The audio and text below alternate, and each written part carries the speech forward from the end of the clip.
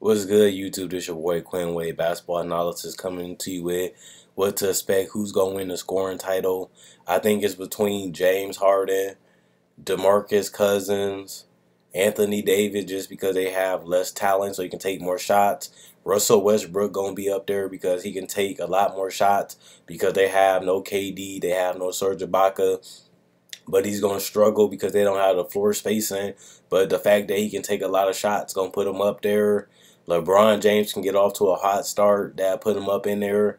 Then you have Steph and KD. They can take more efficient shots, but they can still put around 25, 27 points. I think this is going to be a very low scoring year for the scoring title because so many players have joined up with other teams and have more talent to spread the wealth on the offensive end. So I think more people are going to score less. I think the scoring title is going to be around 27, 28 to 26 points a game. That's why I got DeMarcus Cousins and Anthony Davis in the scoring title race, just because more people is going to have the ability to score on bad teams, which will put them in the race to get the scoring title.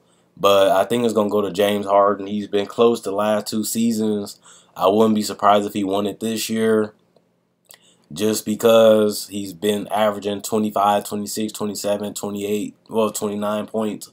And that's going to put him in the race to win it. I know he has Eric Gordon, Ryan Anderson, but he's at the point guard position, which means he has more time to score the ball, more times that the ball going to be in his hands. He's going to be playing 35, 38 minutes a game because Patrick Beverly is injured, which helps his case to be the scoring champion because the more times the ball in his hand, the more chances he has to score. He's a good three-point shooter. He's a good mid-range scorer. He can get to the free throw line. He can finish in transition. He can cut to the paint. He has floaters. He has the step-back jump shot.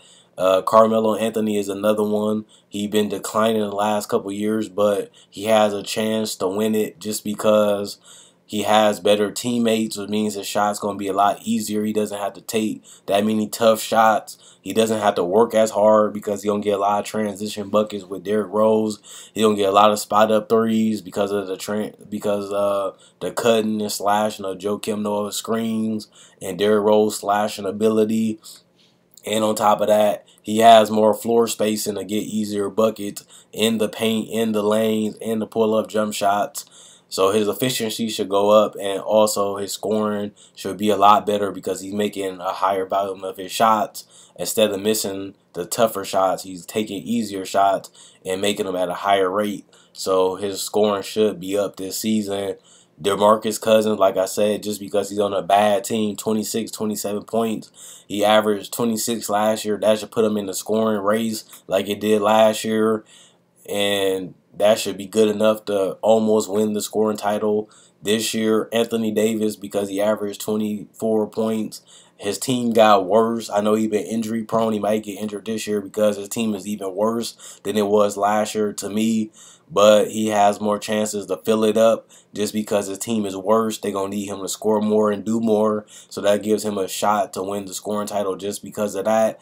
And then you have Russell Westbrook. His team lost KD and Serge Ibaka, so he has more chances to shoot the ball. The franchise is now his and Enes Kanter and Victor Oladipo, so he's going to have to score more and carry more of the offensive burden just because he's the primary ball handler. He's going to have the highest usage rate on the team. And on top of that, they got an easy beginning schedule, so he can kind of get his point total up high the first couple games and just put up close to those numbers for the rest of the season. Because remember, your stats are a little inflated in the beginning of the season. Then they get harder to increase your stats at the end of the season unless you're putting up crazy numbers. So if he can put up hot numbers against the Sixers and weak teams like they're going to be going against, then he has a chance to put up big numbers in the beginning of the season and just hover around them for the rest of the season, which means he can be in the scoring race all season just because he can get off to a hot start. And I think James Harden going to win it. Kawhi Leonard is another person because he looking to expand his role and become more of a superstar player. He wants to carry the load. He wants to get more touches. He wants to facilitate. He wants to his efficiency might drop a little bit. I wouldn't be surprised if it didn't, because he takes smart and good shots. He just need more shot attempts, which I think Greg Popovich going to allow him to get this year, which will put him up there to 25, 26 points a game because he's so efficient. So he should have a shot to win the scoring title too. So let me know who you think will win the scoring title. This is Quinn Wade Basketball Analysis signing out. And let me know who you think will win the scoring title in the comment section below.